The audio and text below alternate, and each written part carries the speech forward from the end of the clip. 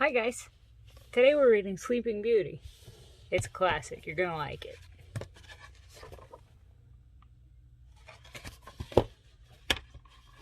That's Maleficent, she's scary. In a faraway land, long ago, King Stefan and his fair queen wished for a child. At last a daughter was born, and they named her Aurora. To honor the baby princess, the king held a great feast. Nobles and peasants, knights and their ladies, everyone flocked joyfully to the castle.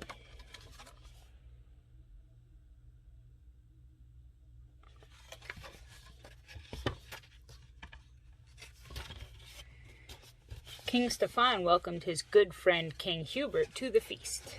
King Hubert had brought his young son Philip with him. The kings agreed that someday Philip and Aurora would be married. Among the guests were 3 good fairies, Flora, Fauna, and Merryweather. Each of these magic beings wished to bless the infant with a gift. Waving her wand, Flora chanted, "My gift shall be the gift of beauty. My gift," said Fauna, "shall be the gift of song."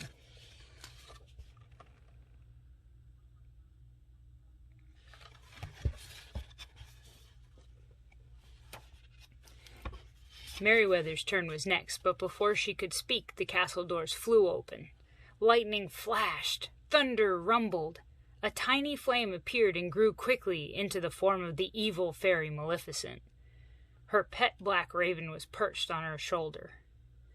Maleficent was furious, for she hadn't been invited to the feast. Now she took revenge. "I, too, shall bestow a gift on the child," she said with a sneer. "The princess shall indeed grow in grace and beauty, but before the sun sets on her 16th birthday, she shall prick her finger on the spindle of a spinning wheel and die." With a cruel laugh, the evil fairy vanished. Everyone in the room was grief-stricken.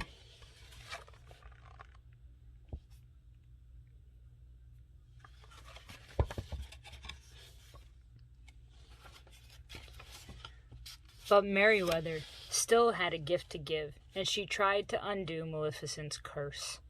She said to the infant, "If through this wicked witch's trick a spindle should your finger prick, not in death but just in sleep, the fateful prophecy you'll keep.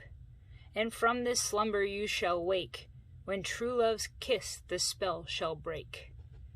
King Stefan ordered that every spinning wheel in the land be burned, but he still feared the evil fairy's curse. So the good fairies hatched a plan. They would take Aurora to live with them deep in the woods, safe from Maleficent.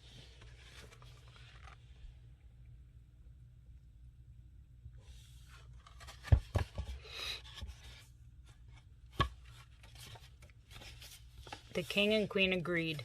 They watched with heavy hearts as the fairies hurried from the castle, carrying the baby princess. To guard their secret, the fairies disguised themselves as peasant women and changed Aurora's name to Briar Rose. The years passed quietly, and Briar Rose grew into a beautiful young woman.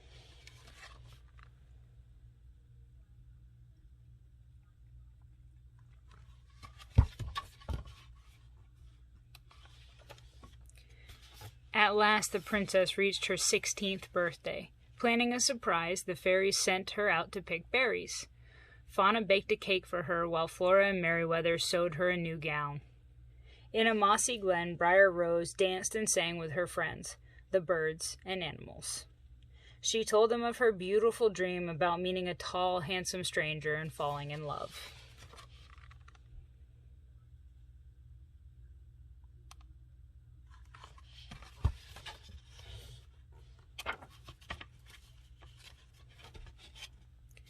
A handsome young man came riding by. When he heard Briar Rose singing, he jumped from his horse and hid in the bushes to watch her. Then he reached out to take her hand. Briar Rose was startled. "I didn't mean to frighten you," the young man said. "But don't you remember? We've met before."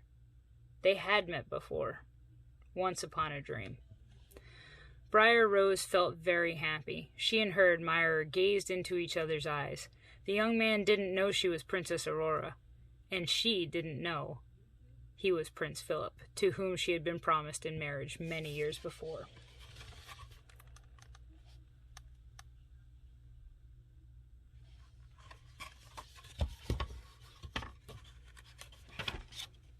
Back at the cottage, the fairies gave Briar Rose her birthday surprises.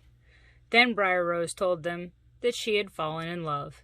"Oh no!" they cried. They told her the truth at last, that she was a princess, betrothed at birth to a prince. Now it was time for her to return home, so poor Aurora was led away, longing for her handsome stranger. Maleficent's raven, perched on the chimney of the cottage, had heard everything.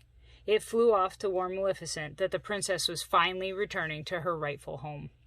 Maleficent sped to the castle. There, using her evil powers, she lured Aurora to a high tower. In the tiny room, a spinning wheel suddenly appeared.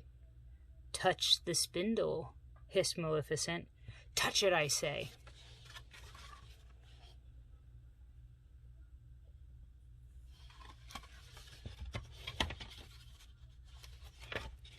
The three good fairies rushed to the rescue, but they were too late. Aurora had touched the sharp spindle and instantly fallen into a deep sleep. Maleficent's cruel curse had come true.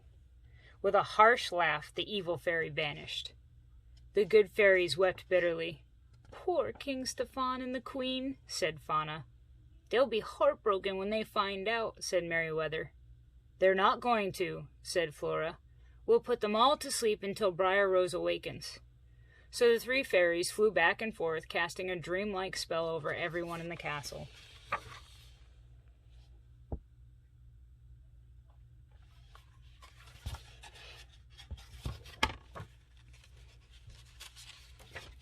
Meanwhile, Maleficent had captured Philip and chained him deep in her dungeon.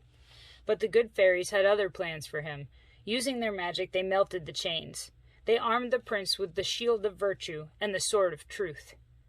Then they sent him racing to the castle to awaken the princess.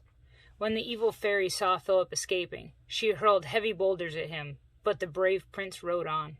When Philip reached Aurora's castle, Maleficent caused a forest of thorns to grow up all around it. Philip hacked the thorns aside with his powerful sword.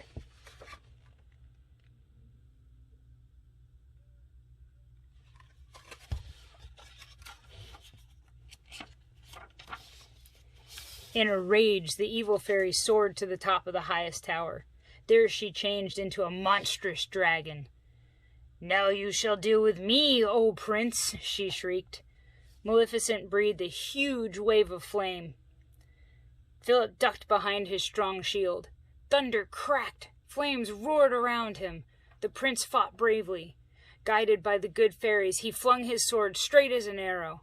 It buried itself deep in the dragon's evil heart, and the beast fell to its death. Maleficent was no more.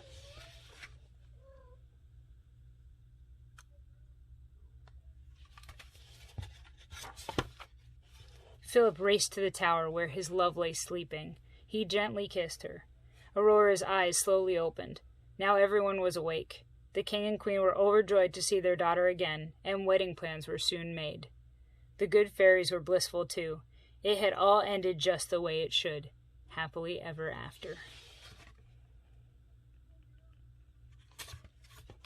I love a happy ending, don't you?